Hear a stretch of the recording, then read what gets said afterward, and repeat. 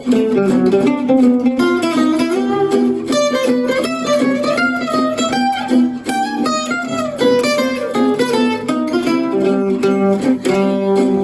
there, it's Robin, and in this lesson I'm going to show you exactly how to use enclosures to get that classic Django Reinhardt sound in your solos.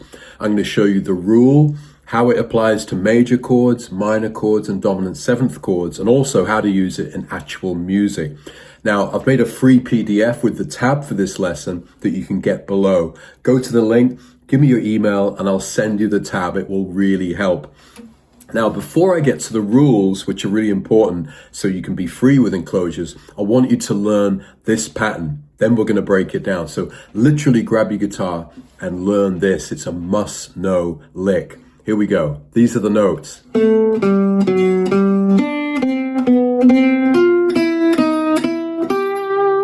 Right? A, G, F sharp, G, B, C, B, C, F, E.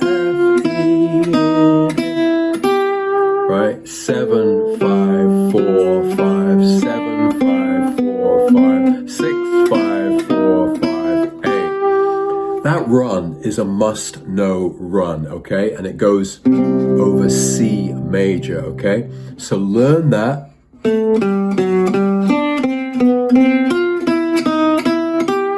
And it's gonna really come in handy with your solos. Now, if we look at why that is working, this is why it's working. We're in C major, and if you take a triad like G, C, and E, right, chords from the arpeggio of C major, what we're gonna do is apply the rule to each note. So if you take C itself, right, the rule is you play a scale tone above, which is the D, and you play a semitone below, which is the B.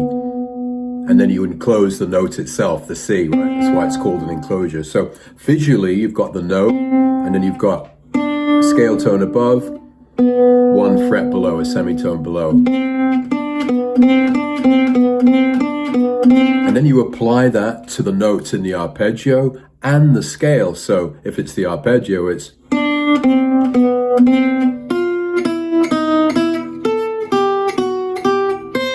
This is a really essential bit of your vocab that you'll need to learn if you're going to be soloing in the Gypsy Jazz way. So,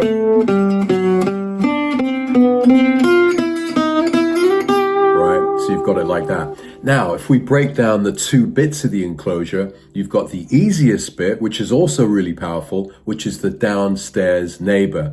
So if you take a shape like C major, right? You can apply the downstairs neighbor, which is the bottom half of the enclosure, 1 semitone below each note of the arpeggio. So,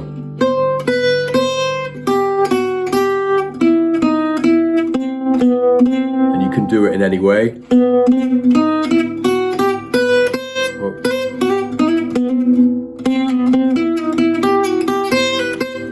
Right, and already that gives you...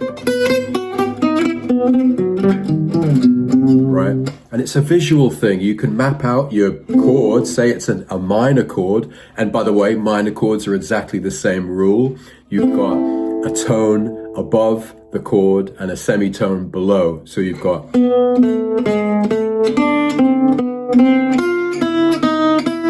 This is A minor, right? And again, you've just got your simple shape there, your chord shape. Right? And if you apply the downstairs neighbor, it's really easy.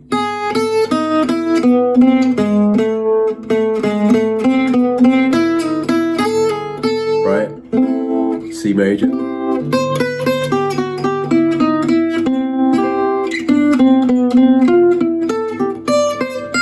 So you can use just above, just below, you can combine them, you can get really creative. Let me play the etude that I wrote over Swing 42, the A section, to show you how the enclosures sound in really real music. And the good thing about this is that Swing 42 goes C, A minor, D minor, G7, right? It's got the rhythm changes style harmony. And instead of chasing each chord in rhythm changes like C, A minor, D minor, G7, we can just blanket the C major enclosures over it like this. 2, 1, 2, 3, 4.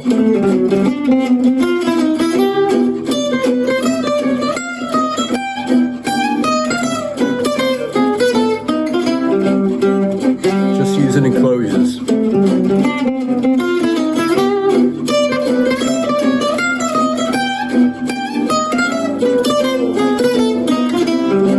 You can hear that downstairs neighbor. Right? And that's what you need to get used to. Of course, in the Gypsy Jazz Club, we've got a whole course dedicated to Django's enclosures with etudes like this one and every chord isolated to show you how to use it. But for now, I just want you to get that one lick down. And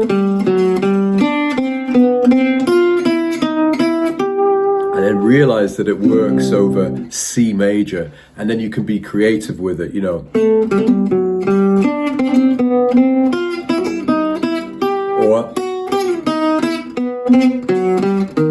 So you just need to know the scale, right? The basic or the arpeggio. And then you can apply the enclosures to each note in that scale and arpeggio. And it will all start to come together. Now, if we look at a minor chord, let's just get a backing track for minor swing. And I'm going to show you the etude I wrote for that to see how cool it sounds. Let me just get it up. Where are we? Swing 42, enclosure, etude, minor swing. This is pretty cool. 3, 4.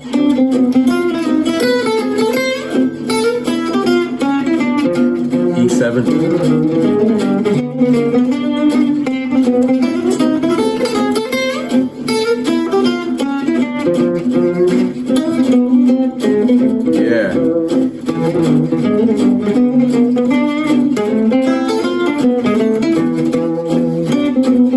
Enclosures working over there.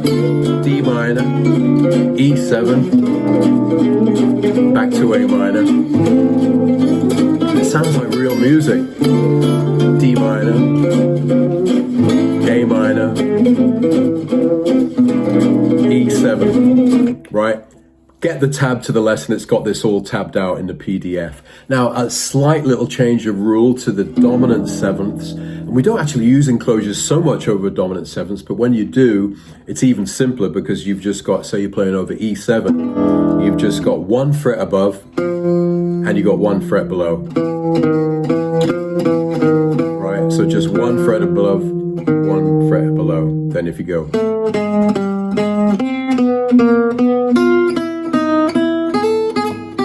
Right, that's over the dominant seventh, so that's easy to go. This is really important. It's really important to not, because when you're improvising, it's impossible to think scale tone above, semitone below as you're doing it. You need to learn these as patterns, and that's why I've made a dedicated course called Django's famous enclosures in the Gypsy Jazz Club. If you really want to do it and get the sound in your playing, then get in the club. It's going to help you. For now, get the PDF, right? Go to the link below this video, put your email in. I'll send you the tab for all the stuff I've been teaching so far. And I just want you to get the taste of this great sound in your solos. So you know the drill. Have a go, take it slow, stay inspired. Leave us a comment. Let me know how you're getting on. I answer all of them. Thumbs up for the video and lots of love. Download the PDF. See you soon. It's Robin.